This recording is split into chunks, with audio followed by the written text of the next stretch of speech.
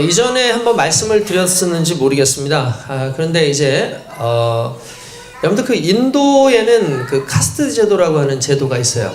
그게 뭐냐면 신분 계급 제도예요. 신분 계급 제도. 옛날에 우리나라 어땠습니까? 옛날에 우리나라도 그런 게 있죠. 왕이 있으면 그 밑에 양반이 있고, 양반 아래 그냥 평민이 있고, 평민이래 이제 뭐 노예도 있든 뭐 천민이 있든 뭐 이런 식으로 이렇게 나오지 않습니까? 그러니까 그런 식으로 이제 계급들이 있죠. 근데 인도도 그래요. 근데 우리 같은 경우는 이미 계급이 다 무너진 사회예요. 지금은 이제 더 이상 계급주의를 따지지 않는 그런 시대입니다. 그래서 뭐 계급이 그렇게 뭐 중요하지 않기 때문에 누구나 이제 평상적으로 서로 이제 존대하기도 하고 또 반말을 하기도 하고 뭐 조금 못했다고 해가지고 이런 싼것이 뭐 이런 식으로 얘기하지 않는단 말이에요. 그러니까 이제는 이제 그런 모든 계급들이 다 이제 무너지고 어떻게 보면 다 평등한 그런 입장에서 살아갑니다. 우리나라뿐만 아니라 전 세계적으로 이제 거의 그런 식으로 살지만, 근데 이제 인도 같은 경우에는 우리가 잘 알고 있는 그 카스트 제도라고 하는 그 제도가 실은 아직까지도 그들 이제 법적으로 다 무너졌음에도 불구하고 여전히 존재를 하고 있다라는 사실이에요.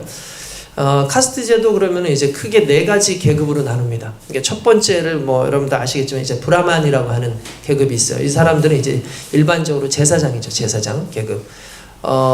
이제 뭐 우리식으로 따지면 뭐 한 목사님 이런 거죠. 근데 이제 인도는 이제 힌두교 나라이기 때문에 힌두교 그 제사장들이 있어요. 그 힌두교 제사장들이 있고 그 제사장들이 가장 높은 위치에 있습니다.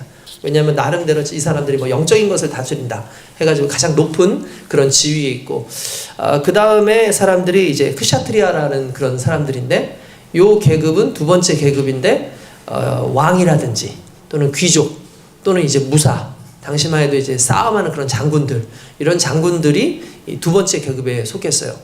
그런가 하면 이제 세 번째 그 계급을 이제 바이샤라고 그렇게 얘기하는데, 이 사람들은 이제 자영농, 흔히 뭐 자영업자들, 뭐 농공, 상공업자들, 뭐 이런 사람들, 그러니까 자기 뭐 땅을 뭐 가지고 있든지 자기 직업을 가지고 있든지 그런 사람들을 이렇게 불렀어요.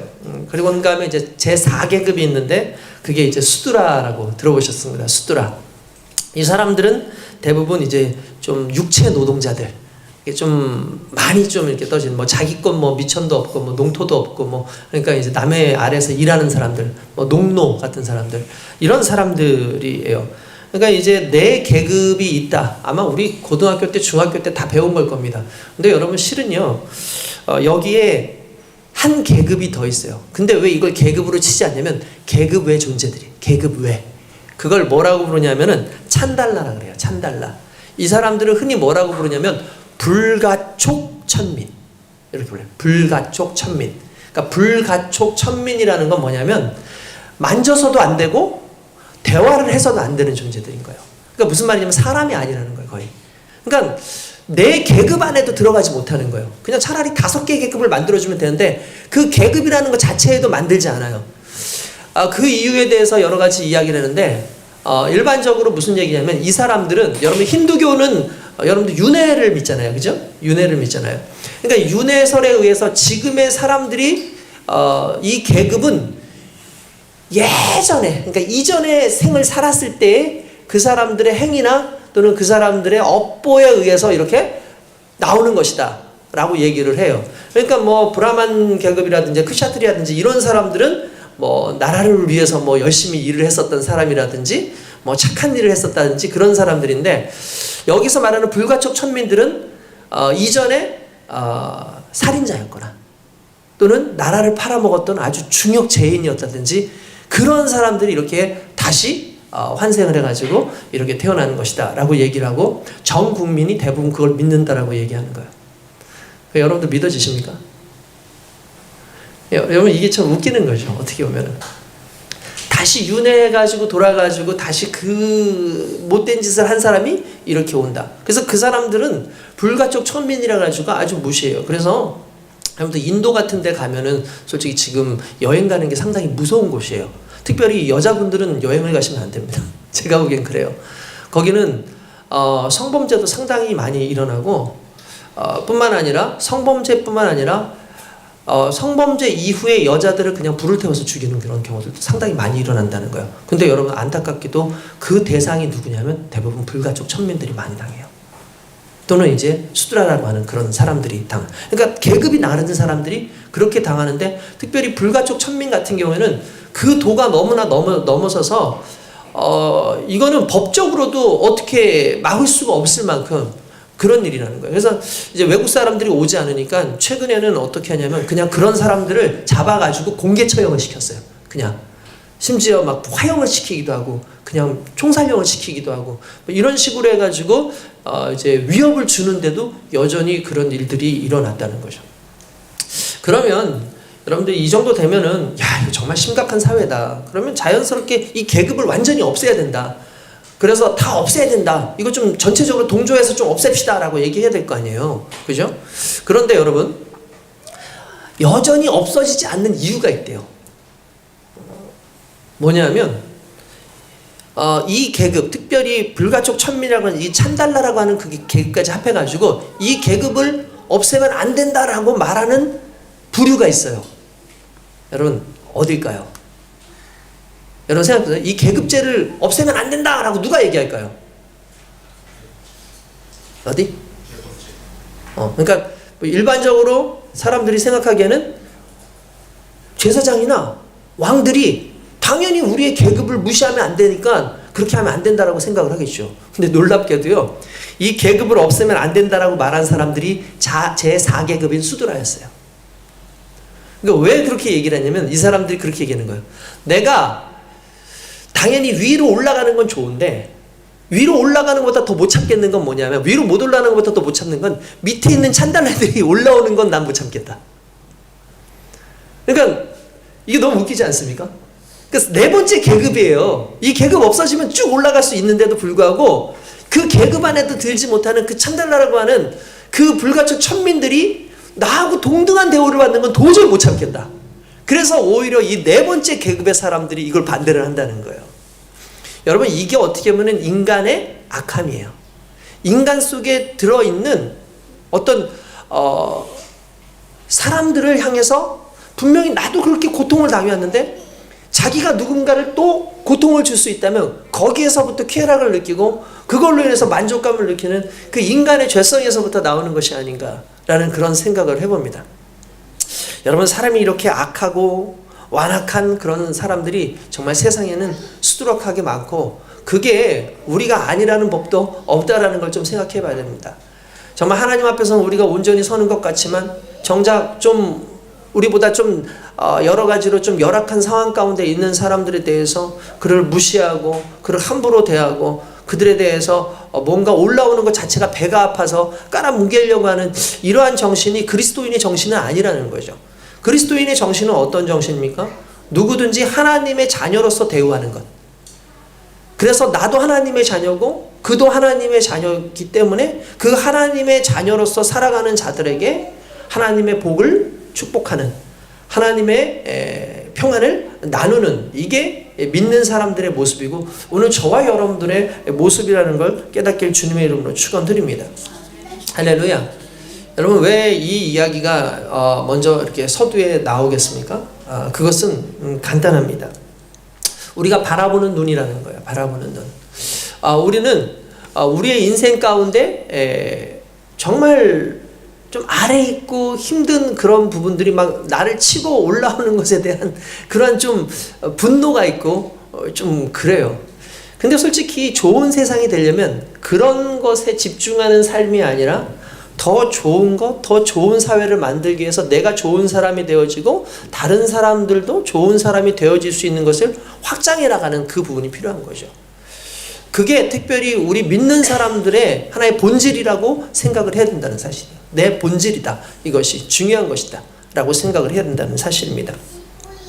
어떤 분이 한참 유신체제 시절 때 그 당시에 뭐 경제적 발전 많은 얘기를 하지만 실제적으로 인권적으로 상당히 유린당하던 그런 시기이기도 했어요. 그래서 많은 사람들이 인권적으로 유린을 당하는 그 시기에 대학생들이 특별히 나서서 데모를 하고 이거는 옳지 않은 것이다. 이렇게 사람들을 압제하면서까지 성장하는 것은 중요한 것이 아니다라고 막 그렇게 얘기하는 수많은 대학생들이 있었어요.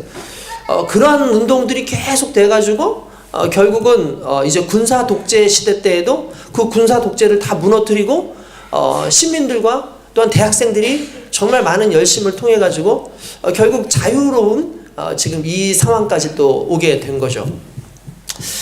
역사적으로 이렇게 보면은 어쨌든 간에 정치적으로 많은 격변들이 있는 상황에서 결국은 수많은 사람들이 외치고 있었다라는 사실을 우리는 잘 알고 있습니다. 근데 어떤 한 분이 그런 얘기를 해요. 자기가 경찰들한테, 그 당시에 경찰들한테 잡혀야 되는 그런 상황이었다는 거예요. 그런데 자기는 도망갈 수가 있었대요. 도망갈 수 있었대요. 그러니까 도망가서 이제 피할 수도 있었는데 보니까 자기가 잡히지 않으면 다른 사람들이 도망을 못 가는 거예요. 그러니까 자기가 잡히지 않으면 안 된다라는 거예요. 근데 이 사람이 생각을 했대요.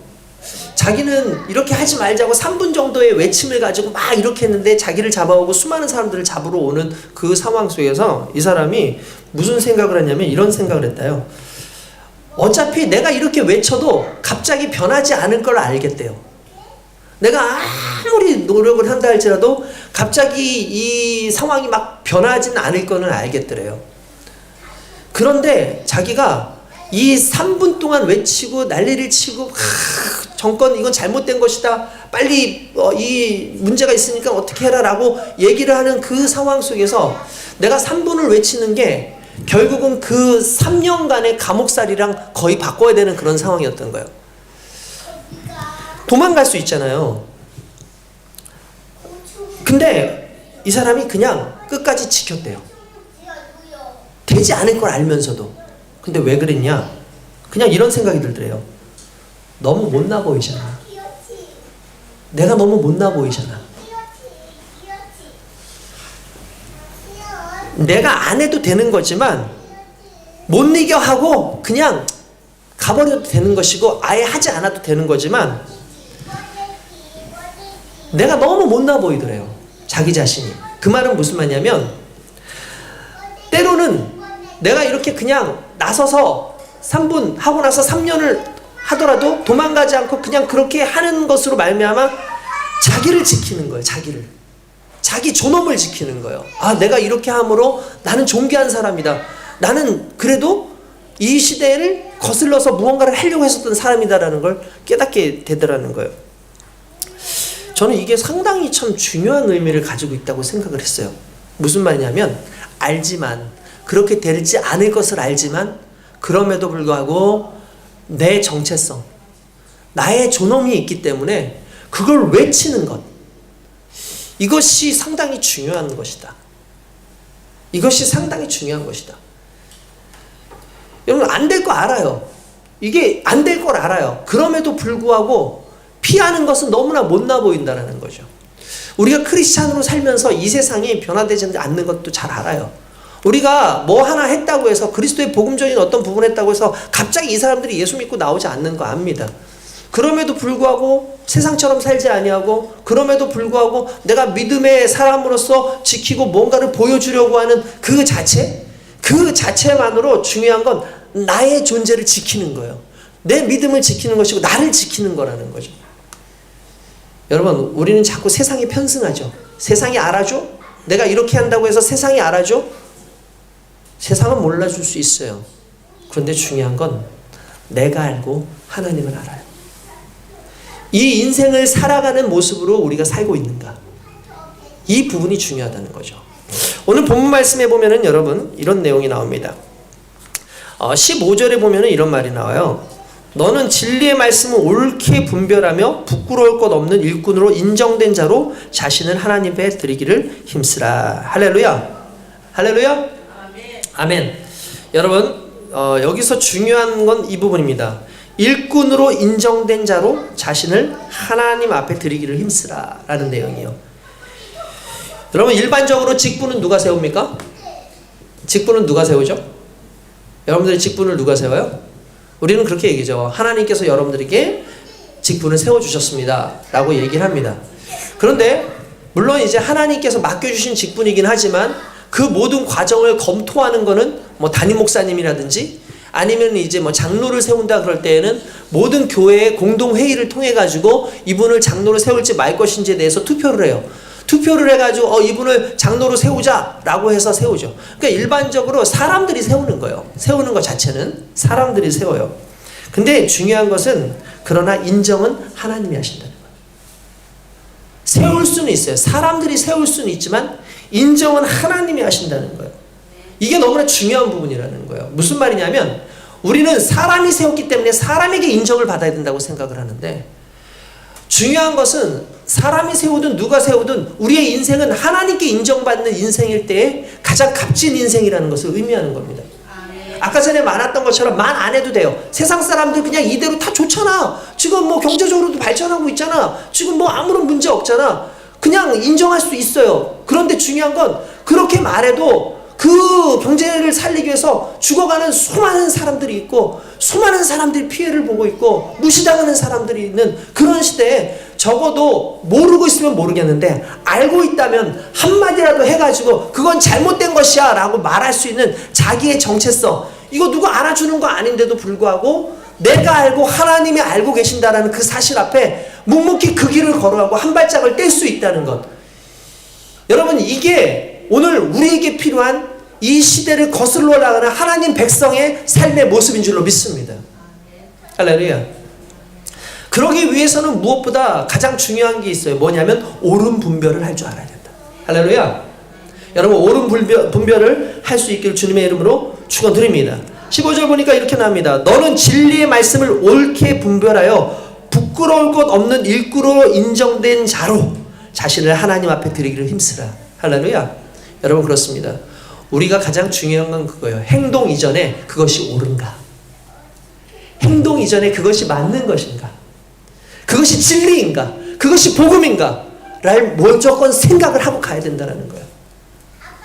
여러분, 하나님이 말씀하시는 게 바로 이 부분이었어요. 실은 이 말씀이 주는 이 부분은 이런 겁니다. 당시 시대는 영지주의라고 하는 이단들이 엄청나게 설쳤던 그런 시대입니다. 근데 이 영지주의자들이 자꾸 거부하고 있는 것이 하나 있었는데 그게 뭐냐면 육신의 부활이에요. 육신의 부활. 뭐라고요? 육신의 부활. 근데 여러분들 아시겠지만 기독교의 정수는 뭡니까? 부활이죠. 부활 사건이죠. 부활이 없으면 우리는 의미가 없는 존재들이요. 부활이 없으면 오늘 우리가 예수를 믿을 이유가 없어요. 부활이 없으면 우리가 예수를 믿는 것도 헛것인 거예요. 성경은 그렇게 얘기하고 있습니다. 그러니까 예수 그리스도께서 십자가에 달려 죽으신 이후에 예수님께서 육체로 부활을 하셨잖아요. 이게 중요해요. 이건 단순한 상징성이 아니라 역사예요. 전에도 말씀드렸죠. 자꾸 부활에 대해서 의미를 따지자. 부활의 의미를 따지자. 부활이 가지고 있는 의미를, 부활은 의미가 중요한 게 아니고요. 부활은 사건이 중요한 거예요. 부활하셨다라는 그 사건이 우리에게 힘이 되는 거예요. 항상 여러분, 사건을 중심으로 해서 힘이 되는 거지, 사건 없이 의미만 두면은 사상 누각이에요. 어느 순간에 사라질 수 있어요. 여러분, 그렇지 않습니까? 분명한 사건 하나, 분명한 사실 하나가 딱 나와 있어야 그것이 우리에게 힘을 주는 거예요. 그런데 분명한 사실 없이 그냥 의미로 두는 하나의 신화처럼 그러면 의미가 없는 거죠. 우리 이 성경과 우리가 가지고 있는 그리스 로마 신화책하고 다른 게 뭡니까? 하나는, 그죠? 그거요. 하나는 이야기예요. 근데 어떤 이야기입니까? 지어낸 이야기예요. 근데 하나는 분명히 경험한 이야기라는 거예요. 경험되어진 이야기라는 거예요. 그래서 예수님께서 부활하셨던 사건, 어떻게 보면 너무나 초자연적이기 때문에 믿지 못할 그 사건이지만 뭐라고 얘기합니까? 12제자에게 나타나셨고, 그 후에 수많은 사람들에게 나타나셨고, 500여 명이 되는 사람들에게 나타나셨고, 심지어 예수님이 죽었는지 살았는지 알지 못하는 나에게까지도 나중에 나타나셨다라고 바울이 고백하고 그 예수님을 경험하고 난 다음에 그의 인생이 변하지 않습니까? 그 사실이라고 하는 그 한 가지가 인생을 변화시켜요. 근데 여러분, 저와 여러분들도 마찬가지라는 거예요. 여러분들과 제가 살아가는 이 세상 속에서 하나님께서 주셨던 정말 사실, 진정한 진리, 복음의 능력, 이 능력을 가지고 그것이 진짜인지 아닌지를 분별할 수 있는 능력이 있어야 하나님 앞에서도 인정받는 하나님의 일꾼으로 설 수 있다는 겁니다. 그러려면 그리스도 예수를 오늘 경험하시길 주님의 이름으로 축원드립니다. 그리스도의 능력이 여러분들에게 인생의 사실이라는 사실을 믿으시길 주님의 이름으로 축원드립니다. 할렐루야. 여러분 그렇습니다. 주님 앞에서 정말 이 모든 사건이, 이 모든 것들이 정말 육체의 부활이 놀라운 역사라는 걸 믿어야 돼요. 근데 이제 중요한 건 이제 이런 거예요. 근데 영지주의자들은 육체의 부활을 믿지 않았어요. 그러면서 뭐라고 얘기냐면, 야, 육체의 부활? 아이고, 너희들 모르는구나. 여러분, 영지주의자들은 딱 이것만 생각하면 돼요. 육신은 더러운 거, 영은 순수한 거. 그러니까 우리의 육신은 다시 부활할 필요가 있어요, 없어요? 그들에겐? 없어요. 왜냐하면 더러운 거니까. 그죠? 그러니까 그들이 뭐라 그러냐면 예수 그리스도의 부활 이후에 더 이상 육신의 부활은 없다라고 얘기를 했어요. 그 말은 무슨 파장을 일으키느냐 이런 겁니다. 육신의 부활이 없으면, 간단한 말해서 육체는 아무것도 아니면 막 살아요. 여러분 그렇잖아요. 우리 막 살잖아요. 우리가 영만 살고 우리의 육신은 아무것도 그러면 육신이 하는 대로 그냥 냅두면 되잖아요. 쾌락 가운데 가서 살든 무슨 짓을 하든 뭔 상관이에요. 상관없지. 그런데 그게 아니라는 거예요. 하나님께서는 우리가 영과 육신을 거룩하게 하셨다는 거예요. 그렇기 때문에 그 거룩함을 가지고 우리가 살아가야 되는데, 수많은 이단들이 나타나가지고 우리의 그 거룩함을 자꾸 무시하게끔 하는 거예요. 오늘 저와 여러분들에게 특별히 부탁드리고 싶은 것이 있습니다. 거룩을 추구하십시오. 여러분 세상의 수많은 쾌락과 더럽고 추악한 것들과 자꾸 싸우려고 하지 마시고 거룩을 추구하면 된다는 거예요. 제가 어떤 목사님께서 설교를 하시는 걸 들었어요. 그 교회 이름이 이름 없는 교회예요. 이름 없는 교회. 근데 그 목사님이 설교를 하시면서 어떤 예화 하나를 들어주시더라고요. 근데 이런 예화예요. 뭐냐면 자기를 어떤 경기도 지역에 있는 어느 교회에 있는 두 사람이 찾아왔대요. 한 사람은 찬양팀인데 찬양팀 대장이고, 한 사람은 그냥 찬양 단원이더라는 거예요. 두 사람이 찾아왔대요. 그래서 왜 찾아왔느냐, 나를 왜 찾아왔느냐라고 물어보니까 자기네 교회에 지금 난리가 났다는 거예요. 그래서 뭐가 난리냐? 근데 이건 너무나 공공연해서 교회에서는 별로 그렇게 크게 문제라고 생각을 안 한다는 거예요. 무슨 말이냐? 그러니까 찬양 단원들이 찬양을 하고 끝나고 나면 호프집을 간대요. 찬양 단원들이 찬양이 끝나고 나면 호프집을 간다는 거예요. 호프집을 가고, 그리고 난 다음에 이 교제가 좋잖아요. 교제 자체가 너무 좋아지니까 그 찬양팀에 들어오려는 사람들이 엄청나게 많아졌고, 젊은 형제들이 찬양팀에 들어오고 난 다음에 그 다음에 끝나고 나면 같이 호프집에 가는 게 너무나 자연스러워져서 이제는 더 이상 이걸 감당을 할 수가 없는 상황인데, 목사님 어떻게 하면 좋겠습니까? 교회에서도 아무도 그거 말리는 사람도 없고 그렇습니다. 이거 어떻게 하면 좋습니까? 라고 얘기를 한 거예요. 그래서 찬양팀을 해체를 하는 게 맞지 않겠습니까? 이쯤 되면 찬양팀을 없애는 게 낫지 않겠습니까? 이쯤 되면은 찬양팀의 사람들을 뭔가 징계를 하고, 그래서 우리 믿는 사람으로서 어떻게 그렇게 할 수 있냐고 얘기하는 것 아니겠습니까? 라고 물어보더라는 거예요. 그러니까 이 목사님 답이 그거였어요. 뭐냐면 이런 거였어요. 찬양팀을 해체하지 말고, 그 사람들한테 야단치려고 그러지 말고 기도회로 활성시켜라. 그리고 더욱 뜨겁게 부르짖어라. 많은 사람들이 문제가 있으면 문제가 되는 것을 없애려고 자꾸 하는데, 그게 아니라 그 문제가 되는 것보다 더 좋은 환경을 만들어줘라. 더 좋은 하나님의 능력을 맛보게 해라. 더 좋은 하나님의 은혜를 경험하게 해라. 그래야 변화된다라고 얘기를 한 거예요. 여러분, 저는 이게 정말 맞는 말씀이라고 생각합니다. 여러분, 오늘날 세상에 문제가 많잖아요. 그죠? 오늘 얼마나 많은 문제들이 있습니까? 근데 그 문제보다 더 중요한 건 그 문제에 어떻게 하면 그 문제를 해결할 수 있을까 보다, 그 애초에 그 문제보다 더 강력하게, 이 문제보다 더 확실한 부분, 이 부분이 좀 부각되면 된다라는 거예요. 그래서 전에도 얘기했지만 지옥의 부분을 가지고 사람들에게 공포를 주는 것보다 이 천국이 얼마나 더 아름다운지, 얼마나 귀한지를 얘기해 주는 것이 얼마나 중요한지 모르다. 예수 그리스도의 복음이 우리에게 주는 능력이 무엇인지를 알려줘야 된다. 하나님의 사람들의 그 능력이 무엇인지를 알려줘야 된다. 세상 속에서의 그 문제만 자꾸 투덜대고 있고 그런 사람들이 아니라 정말 이 문제보다 더 강력하게 문제를 해결할 수 있는 답으로서의 삶을 살아가야 된다는 게 결국 저와 여러분들의 삶의 모습이라는 거예요. 그리고 그 모습을 하나님께서 인정하신다는 사실입니다. 오늘 저와 여러분들이 그렇게 살 수 있길 주님의 이름으로 축원드립니다. 여러분 그런 건 아니겠습니까? 문제에 집중해보면 이 문제 때문에 어떻게 할까요가 아니라 그 문제하고 전혀 상관없이 오히려 더 강력하게 하나님의 일을 감당할 수 있는 그 믿음의 영역을 만들어주는 거. 저는 지금 우리 교회가 그 일을 하고 있다고 생각해요. 청소년들에게 모임을 갖게 하고 금요예배를 활성화하게 하고 그리고 하나님 안에서 나름대로 수련회라든지 다양한 것들을 통해서 청소년들에게 모임을 자꾸 하게 하는 건 그들이 청년들이 세상적으로 나가서 그 세상의 그 분위기 속에 물드는 것이 아니라 하나님을 경험했더니 너무 행복하다. 내가 그리스도의 복음을 경험했더니 그 안에 있는 생명력을 느낄 수 있을 것 같다.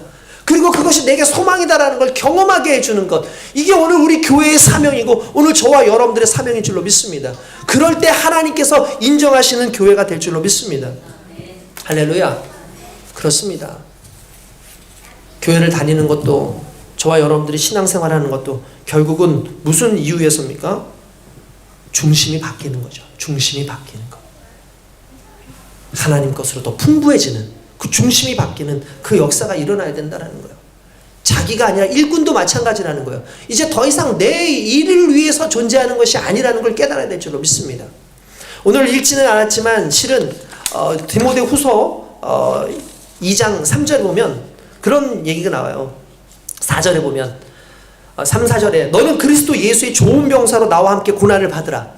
병사로 복무하는 자는 자기 생활에 얽매이는 자가 하나도 없나니 이는 병사로 모집한 자를 기쁘게 하려 함이라. 할렐루야. 뭐라고요? 병사로 모집한 자를 기쁘게 하려 함이라. 무슨 말입니까? 우리를 주님의 일꾼으로 부르신 그리스도 예수를 기쁘게 하는 것, 그것이 우리의 삶의 목적이고 그것이 하나님 앞에 인정받는 모습이라는 거예요. 할렐루야. 오늘 저와 여러분들이 그렇게 인정받을 수 있길 주님의 이름으로 축원드립니다. 그렇게 하나님께서 우리를 부르셨어요. 얼마 전에 지금 은퇴하신 목사님이신데 이재철 목사님이라고 100주년 기념교회 목사님 그분이 하시는 말씀을 한번 들은 적이 있습니다. 물론 저는 이제 헬라어도 보고 이제 일반 영어로도 성경을 보기 때문에 그분의 말이 100% 맞다라고 생각은 안 해요. 왜냐하면 이제 해석되어지는 부분이 다 다르기 때문에. 근데 그분이 이런 얘기를 했어요. 마태복음 4장 19절에 나오는 유명한 내용이 나와요.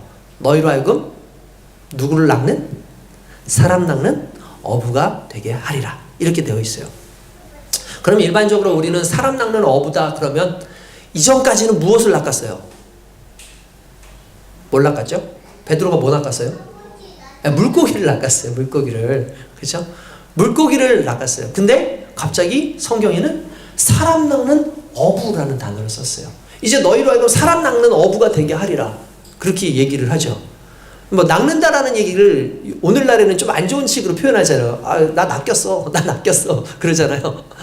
근데 성경에서 나오는 낚는다라는 그 개념은 그런 게 아니죠. 좋은 의미죠. 그래서 복음 증거하고 정말 사람을 하나님의 천국의 그물 안으로 들여놓는다라는 그런 의미를 가지고 있잖아요. 근데 이분이 독특한 표현을 했어요. 무슨 말이냐면 사람을 낚는다 할 때 사람 낚는이라는 그 낚는을 사람을 위하니라는 거예요. 그게 무슨 말이냐면 이런 거예요. 여러분 어부가 그물을 던지는 이유는 누구 때문입니까? 누구 때문이에요? 자신 때문이에요. 내가 먹고 살기 위해서 그물을 던지고 내가 먹고 살기 위해서 내 근육과 내 모든 힘을 다 쓰는 거예요. 내가 먹고 살기 위해서, 내 자녀를 위해서, 내 가족을 부양하기 위해서. 그런데 사람을 낚는 어부라는 뜻의 진정한 의미는 뭐냐면 사람을 위한 어부라는 거예요. 무슨 말이냐면 내 근육과 내가 하는 모든 행동이 이제는 누구를 위한 거라는 거예요? 사람들을 위한 것이라는 거예요. 그 이전까지는 내가 누구를 위해서 살았어요? 그냥 나를 위해서 살았다는 거예요. 근데 이제부터는 너희는 사람들을 위한 어부로서의 삶을 살게 될 것이다 라고 이야기를 하더라는 거죠. 이 상당히 참 중요한 부분이기 때문에 전 또 긍정적으로도 또 생각을 합니다. 우리의 삶의 목적이 나였다가 하나님의 일꾼이 되는 순간 하나님의 목적을 바라보게 돼 있어요. 하나님의 목적이 뭐냐면 하나님의 목적은 죽어가는 영혼을 살리는 거예요. 그리스도께서 이 땅에 오신 목적은 죽어가는 영혼을 살리는 거예요. 그러니까 어부였던 베드로의 인생에 있어서 바뀌는 게 뭐냐면 그의 모든 근육의 힘과 그의 생각의 힘과 자신의 모든 것을 다 통틀어가지고 이제는 자기를 위해서 살아가던 인생이 아니라 누구를 위해서? 하나님의 관심이 있는 하나님의 목적이 있는 그 백성들을 구원하기 위해서 살아가는 것. 이게 사람 낚는 어부의 진정한 뜻이다. 그리고 그런 사람이 하나님께 인정받는다라는 거죠. 할렐루야. 여러분 그렇습니다. 그렇게 하나님 앞에서 무엇이 옳은 것인지 간단해요. 내게 집중되면 옳은 것이 아니라는 거예요.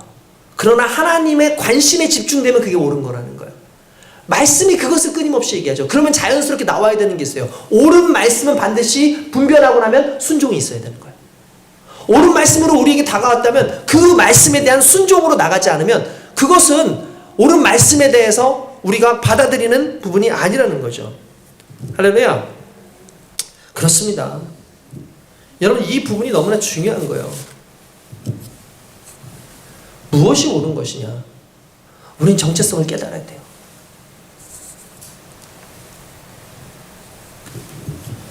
오늘날 교회들이 끊임없이 이 정체성을 잃어버리기 때문에 문제가 되지 않습니까? 정말 많은 문제들이 많이 일어나고 있습니다. 지금 기독교계가 혐오 1순위래요. 아십니까? 혐오 1순위. 그런데 이 혐오 1순위의 대표적인 케이스가 누군가 했더니 정광훈이에요. 그 정광훈이 우리랑 동급으로 지금 돼 있어요. 그래서 지금 기독교계에서 일어나는 운동이 뭔지 아십니까? 손절 운동이 아니라 이단 정제 운동을 하지 않는다. 그가 문제가 있다는 걸 얘기해야 된다. 그 얘기를 해야 된다는 거예요. 저도 맞다고 생각합니다.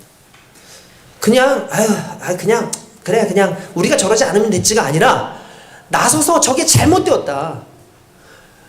하나님의 나라를 그런 식으로 매도하고 잘못을 잘못이라고 얘기하지 않고 호도하고 선동하고 있는 이 부분이 여러분 생각해보세요. 일반 지성을 가지고 있는 사람들, 그러니까 여러분 이게 희한해요. 그 사람들끼리 보는 유튜브가 있대요. 그 사람들이 보는 유튜브. 무슨 말이냐면 그 영역에서 벗어나지 않는다는 거예요. 근데 정상적인 사고를 가지고 있는 수많은 사람들은 뭐가 문제인지 알아요. 지금 어떤 게 문제가 있는지 다 알아요. 어느 정도에 다 알아요. 그런데 중요한 건 아니다라고 얘기를 하고, 그러면 다수의 수많은 사람들은 그걸 보면서 뭐라고 생각을 하냐면 왜 저러는 거지? 혐오를 느낀다는 거예요. 혐오를. 근데 그걸 제가 가슴 아픈 건 차라리 그 사람이 모든 개그장 떼고 그냥 정치적인 부분으로 했다라고 하면 그냥 이해되는데, 뻔히 여러분 목사이기 때문에 내가 신앙인이기 때문에 라는 말을 계속 써가면서 얘기를 하는 순간 기독교인을 다 도매금으로 데려가는 거예요. 여러분 이게요, 이거는 진짜 쉬운 문제가 아닌 거예요. 하나님 까불면 나한테 죽어. 저는 이 말을 하는 순간 이미 그 사람은 무신론자다. 그는 하나님이 없다. 말도 안 되는 소리 아닙니까? 그래서 지금 기독교계에서 이 사람을 정식으로 이단으로, 그리고 유튜브를 통해서 이 사람이 벌어들인 돈이 얼마인지 아십니까? 어마어마합니다. 자기 그 유튜브를 해가지고 돈 받는 게 어마어마하더라고요. 결국 그 사람의 모든 행보, 교회를 막 이렇게 사람들이 이제 새롭게 교회 지어주겠다 이렇게 하는데 거기다 플러스 500억을 내라, 뭐 해라 이렇게 얘기를 해요. 주변 사람들은 이해가 안 되는 거예요. 결국은 목적이 뭐예요? 자기 이익인 거예요. 내 이익을 위해서 예수도 팔고, 내 이익을 위해서 신앙도 팔고, 내 이익을 위해서 사람들을 부추기는 이게 과연 하나님 보시기에 옳은 것이냐. 제가 왜 이 이야기를 하겠습니까? 우리도 그럴 수 있다는 거예요. 그만이 아니라 우리도 그렇게 나의 이익을 위해서 우리의 믿음을 때때로 그렇게 하기도 하고 상황을 충분히 할 수 있다는 거죠. 오늘 저와 여러분들이 깨달아야 되는 건 그겁니다. 진정한 옳은 분면은 내 이익이 아니라 하나님이 보시는 눈에서의 이익이라는 거예요. 여러분 그것을 위해서 달려가는 저와 여러분 되시길 주님 여러분 축원드립니다. 좀 다 검토해 봐야 돼요. 좀 뒤집어 봐야 돼요.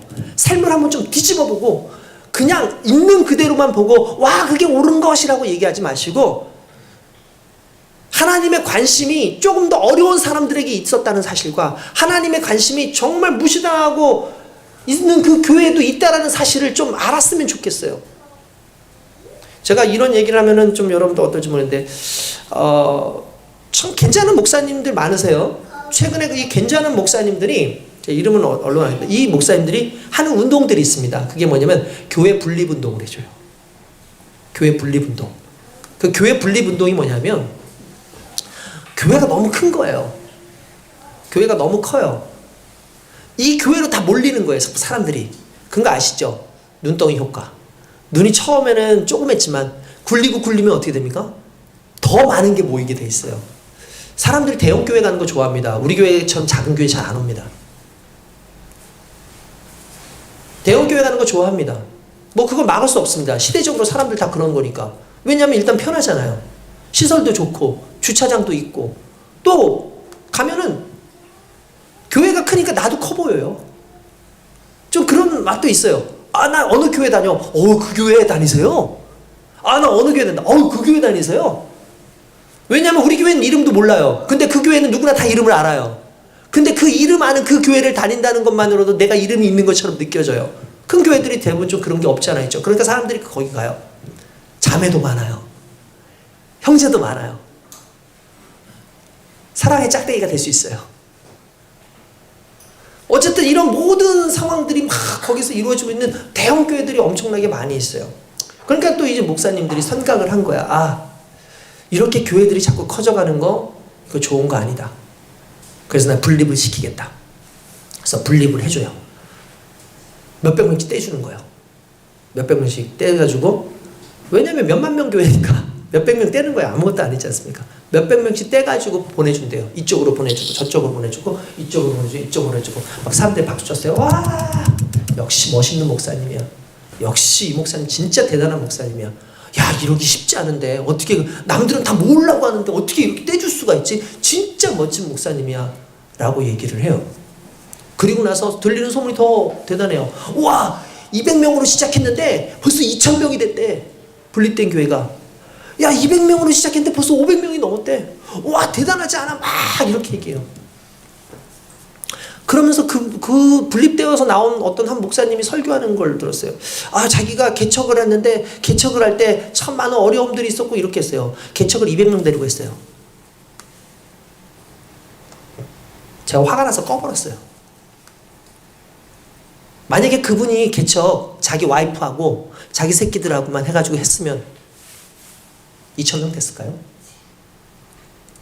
안 됐을 거예요. 그러면 한 가지 생각을 해봅시다. 저는 이걸 그걸 몰라주는 게 아니에요. 좋아요. 좋은 방법이었어요. 2,000명이 됐대요. 그럼 2,000명은 어디서 왔을까요?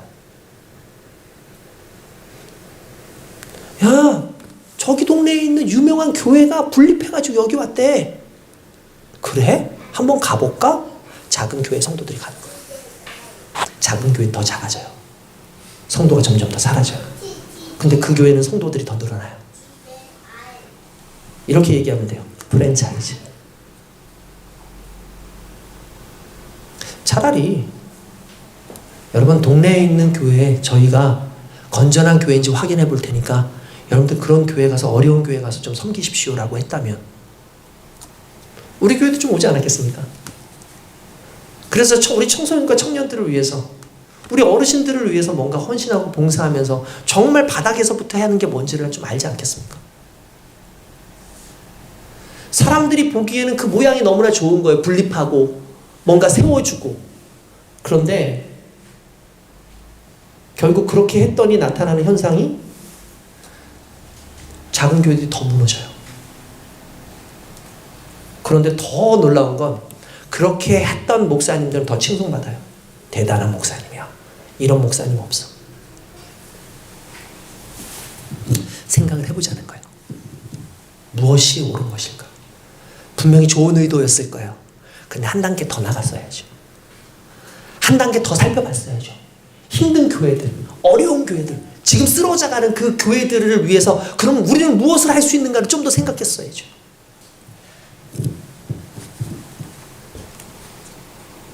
이 한 걸음이 없어서 힘들어할 수밖에 없는 우리의 삶이 있다는 걸 우리가 깨달아야 된다는 사실이에요. 교회 안에서도 마찬가지예요. 그냥 눈에 보이는 대로만이 아니라 이 보이는 것보다 한 칸 더 가서 하나님의 마음이 어떤 것인지를 볼 수 있는 그것이 필요하다는 거죠. 오늘 말씀해 보면 이런 말씀 나오죠. 20절에 보면 큰 집에는 큰 그릇과 은 그릇뿐만 아니라 나무 그릇과 질 그릇도 있고 귀하게 쓰는 것도 있고 천하게 쓰는 것도 있다. 그래서 내용이 뭐예요? 천한 것은 천한 대로 썼으니까 천한 것, 귀한 것은 귀한 것대로 귀한 것. 근데 이왕이면 귀한 것 되자. 성도들 다 그렇게 하죠. 여러분 귀한 사람 되십시오. 여러분 대단한 사람 되십시오. 그래서 영향력을 주는 사람 되십시오. 근데 성경에서 말하는 건 뭔지 아십니까? 귀한 그릇, 천한 그릇 보지 않고 딱 그렇게 나와요. 누구든지 자기를 깨끗하게 하면 귀히 쓰는 그릇. 귀한 그릇이 아니라 귀히 쓰는 그릇이 된다고요. 그 말은 무슨 말이냐면 귀히 쓰는 건 관점이 누구예요? 자 보세요. 귀한 그릇은 관점이 누구예요? 나죠, 나. 내가 귀한 그릇이잖아요. 귀히 쓰는 그릇의 주체는 누구예요? 하나님이에요. 귀히 쓰는 그분, 귀히 쓰는 그분이 원하는 게 뭐예요? 깨끗하게 하면 우리의 인생을 깨끗하게 해야 돼요. 하나님의 말씀으로 깨끗하게 해야 돼요. 거룩하고 주인님 쓰시기에 합당하고 모든 선한 일에 준비되어져 있는 그러한 부분들. 이러한 역사가 오늘 저와 여러분들에게 있지 않고서 정말 여러분 쉽지 않죠. 저는 우리 교회가 그런 부분에서 믿음 안에서 하나님의 쓰임받기에 합당한 교회로서의 그 정체성, 곧 하나님께 인정받는 교회로서의 정체성을 믿음과 말씀 속에서 찾기를 주님의 이름으로 축원드립니다. 여러분 이건 너무나 중요한 부분입니다. 세상은 정말 어렵게 하는 것들 많죠. 근데 우리까지도 세상을 어렵게 해서 되겠습니까? 누가 그런 얘기 하더라고요. 재밌는 말씀 하더라고요. 어디든 빌런이 있다. 빌런이라는 뭡니까? 악한 사람들인 거죠. 못된 사람들. 그런 걸 빌런이라고 그러잖아요. 빌런은 있다. 어디든 있다. 주위를 돌아봐라. 빌런이 많다는 건 내가 그만큼 잘 살고 있다는 얘기다. 근데 내 주변에 빌런이 없다. 그럼 생각해라. 네가 빌런이다. 내 주변에 악한 사람이 없다. 그러면 네가 빌런이다. 저는 그 말이 진짜 맞는 말이라고 생각이 들더라고요. 우리 주변에 악한 사람들이 많습니다. 그걸 우리가 느끼고 있다면 여러분들 잘 살고 있는 거예요. 왠지 아십니까? 여러분들은 적어도 저렇게 살지 않으려고 악한 사람들이 아니라 선한 삶을 살려고 애쓰는 하나님 백성들이기 때문이라고 저는 믿습니다. 그래서 하나님 안에서 참된 믿음의 백성들, 그런 백성들로 살아갈 수 있길 주님의 이름으로 축원드립니다. 말씀 많이 준비했지만 딱 요만큼만 얘기할게요. 딱 요만큼만 설교할게요. 딴 거 아닙니다. 옳은 걸 분별하자. 옳은 걸 분별하자. 하나님의 말씀, 진리, 복음이 무엇인지 분별하고 시대가 그렇게 아무리 요구한다 할지라도 중요한 건 하나님의 말씀, 변치 않는 하나님의 말씀이 뭔지를 깨닫고 그 복음 안에서 삶을 살아가면서 사람이 아니라 하나님께 인정받는 사람이 되자.